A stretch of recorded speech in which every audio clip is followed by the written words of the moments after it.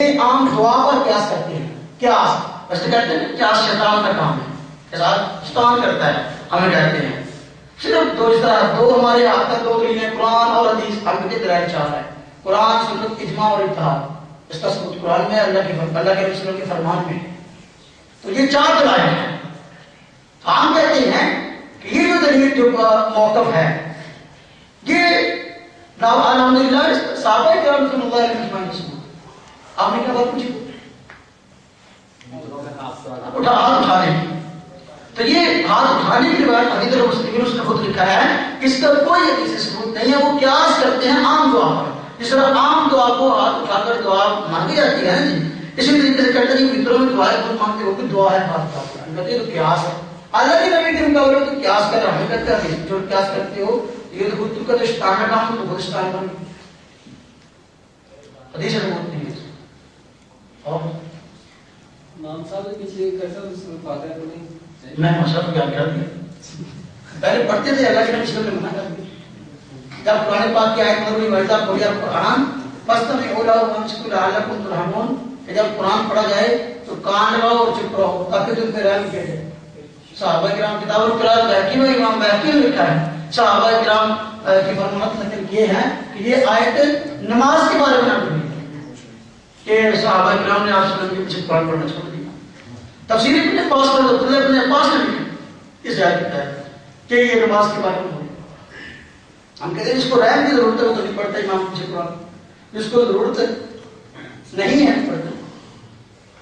رحم چاہیے تو کوئی نہ پڑھو. اور حضرت صاحب نماز جنازہ جو یہ بلند آواز سے پڑھتے ہیں یہ بھی بدعت ہے. یہ بھی بدعت ہے.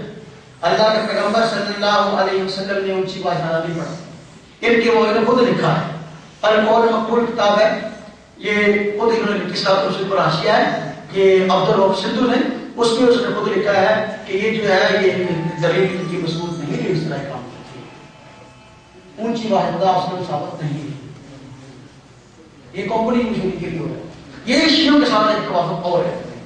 میں آپ کو بتاؤں آپ جتنے اعتراض آپ کو ہوتے ہیں نا وہ سارے شیعوں کی باتیں ہیں. جتنے شیعوں نے آج کام کے اعتراض کیے ہیں انہوں نے ان کے اعتراض چوری کر لیے ہیں.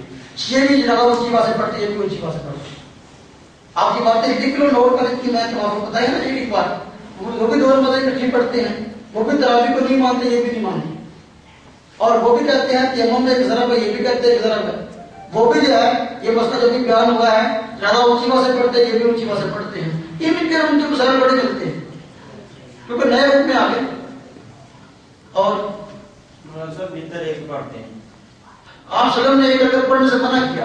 اور ان کا ان کی دوگراف کسی دیکھو بخاری شریف میں روایت حضرت عائشہ رضی اللہ عنہا فرماتی ہے آپ صلی اللہ علیہ وسلم رمضان اور غیر رمضان میں 8 رکعت اور 3 وتر پڑھتے تھے. تو اب جب آئے گی 8 تراویح کی باری پھر یہ تہجد والی حدیث ہے. حالانکہ تہجد آپ صلی اللہ علیہ وسلم جو ہے وہ 8 رکعت پڑھتے تھے. تو تہجد والی حدیث تراویح پڑھ کریں گے اور ساتھ ہی حدیث پیش کریں گے. لیکن اس میں ساتھ یہ بھی ہے کہ 3 وتر پڑھتے تھے رمضان میں بھی غیر رمضان میں. معلوم آپ صلی اللہ علیہ وسلم کا معمول جو تھا وہ 3 وتر پڑھنے کا. تو اس حدیث کو سبق کھا جاتے ہیں. اس حدیث کو سبق کھا جاتے ہیں.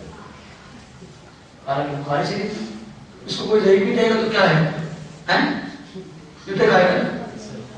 اور بس دونوں ہاتھوں سے مسافہ کرنے کے بارے میں وضاحت کریں. میں نے شروع میں بات کی تھی. امام بخاری نے باب ٹائم کیا باب العبس بالیدین. بخاری شریف میں باب العبس بالیدین مسافہ 2 ہاتھ سے کرنا چاہیے. پھر اس کے ساتھ حضرت حماد جی جی اس میں تیسرا ہے کہ مسافہ 2 ہاتھ سے. حضرت عبداللہ بن مسعود رضی اللہ تعالیٰ عنہ خود فرماتے ہیں کہ میرا ہاتھ آپ صلی اللہ علیہ وسلم کے 2 ہاتھوں کے درمیان ہے.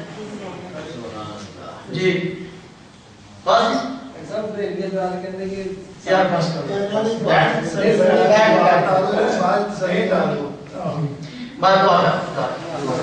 اللہ تمہیں میری بات ہے بات ہے.